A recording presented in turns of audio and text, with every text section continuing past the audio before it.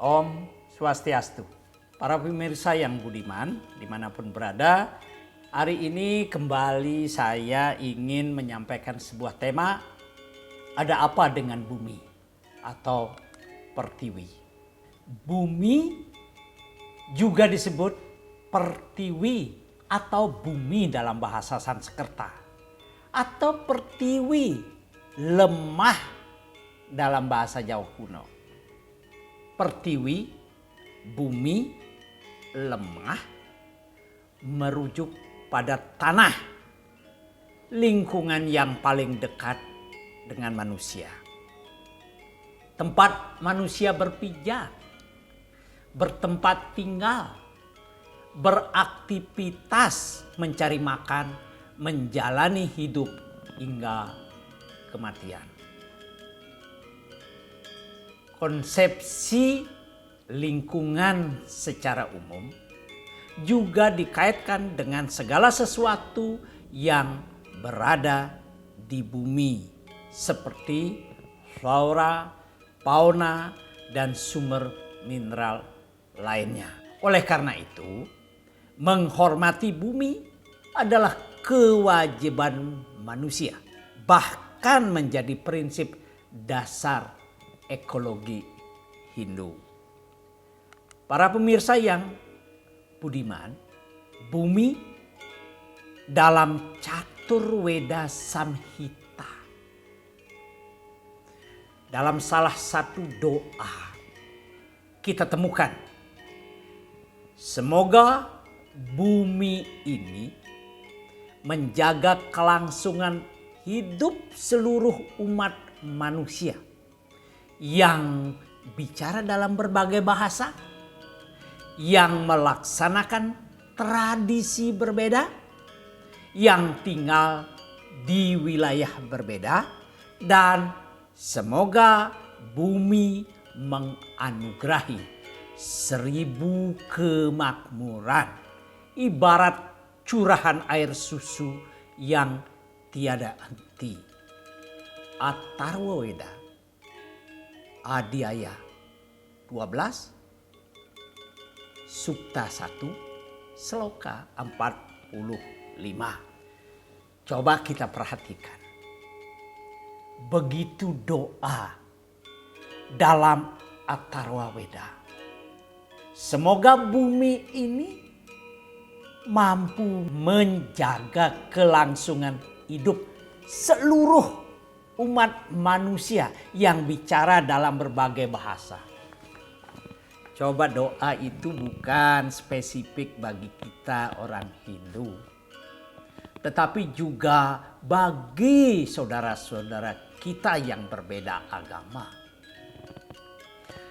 Seluruh umat manusia yang bicara dalam berbagai bahasa. Ya. Itu implisit berbagai etnis, ya, berbagai tradisi. Di dalam sumber yang lain kita juga menemukan dalam Atharwaweda Samhita dijumpai sukta yang secara khusus memuat mantra pemujaan dan penghormatan kepada bumi, yakni Bumi Sukta atau Pertiwi Sukta. Bumi adalah ibu dan kita adalah anak-anak ibu.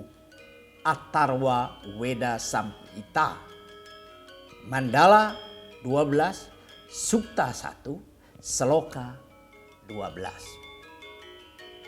Dalam sumber yang lain kita juga menemukan dalam Yajurweda Samhita Mandala 25 Sloka 17 menyatakan bumi adalah ibu dan langit adalah ayah kita.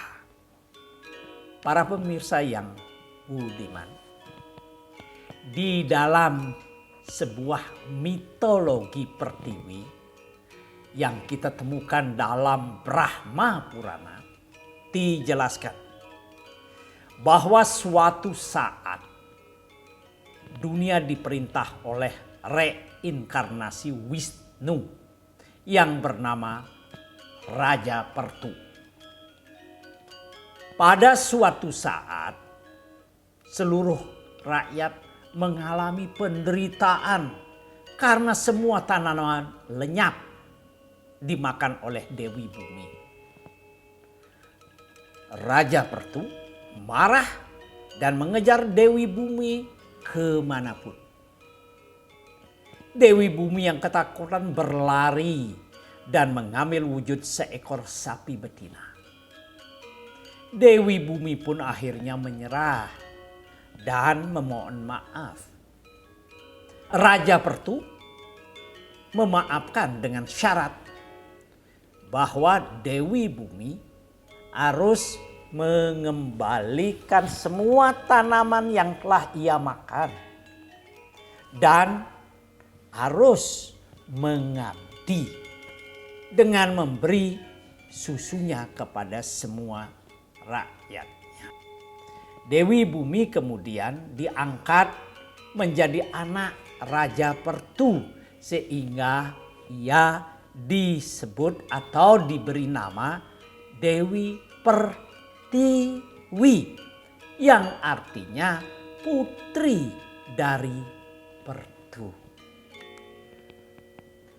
Di dalam sumber yang lain kita juga menemukan dalam lontar Purwo Bumi Kamulan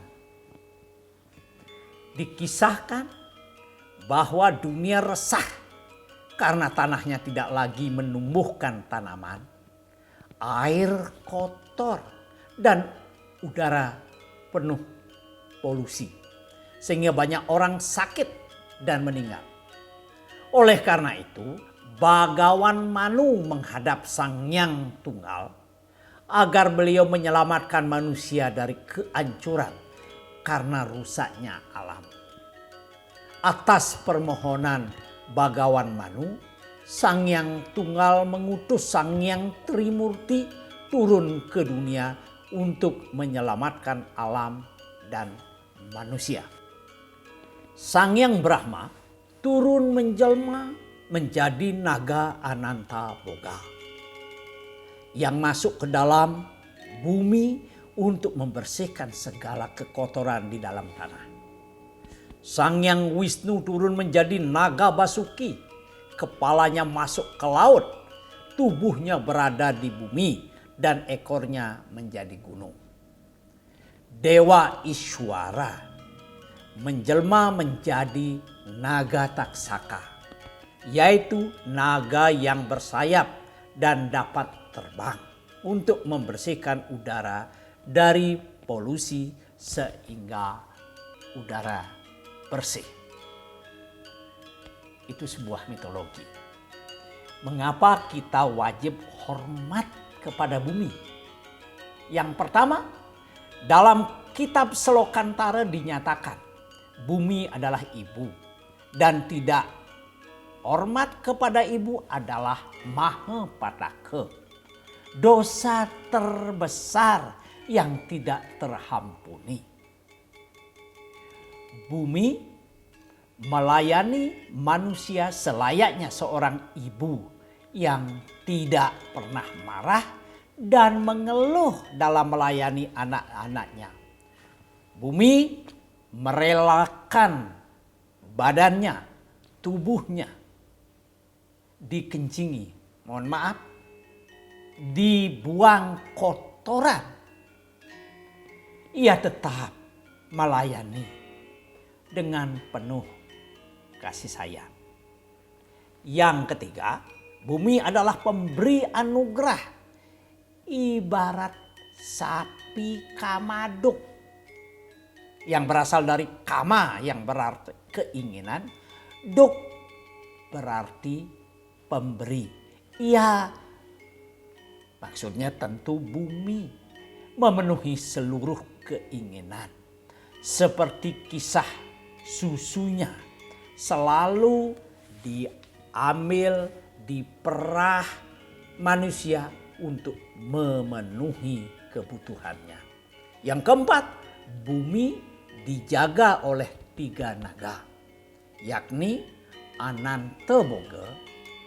An yang berasal dari kata an berarti tidak, ante berakhir, boga makanan. Bumi itu adalah tempat di mana tidak ada akhir dari makanan.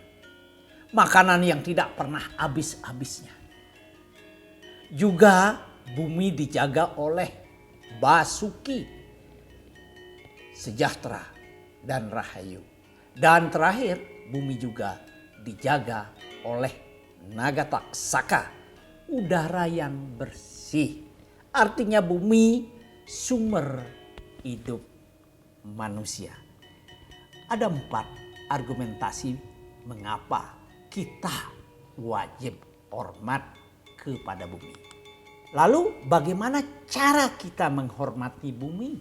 Yang pertama, dengan nirwarti marga, jalan kerohanian, melalui pemujaan dan persembahan, terutama melalui upacara budayanya dan sadkerti, wanekerti, danukerti, samudrakerti, atmakerti, janakerti, dan jagatkerti. Di samping melalui jalan nirwarti marga, cara menghormat kepada bumi juga dapat dilakukan dengan prawarti marga. Tindakan nyata, perilaku peduli terhadap lingkungan, dan secara sistematik kita berusaha tidak merusak alam. Dalam konteks ini, Mahatma Gandhi pernah menyatakan, bumi sanggup memenuhi kebutuhan semua orang, tetapi tidak akan sanggup memenuhi keinginan satu orang yang rakus dan serakah. Oleh karena itu, mari kita hidup untuk senantiasa menjaga bumi, tidak hidup serakah.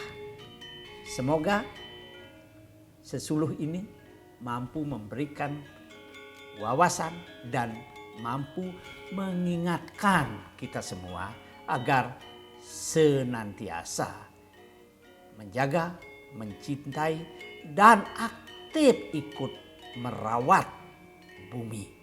Semoga bermanfaat. Terima kasih.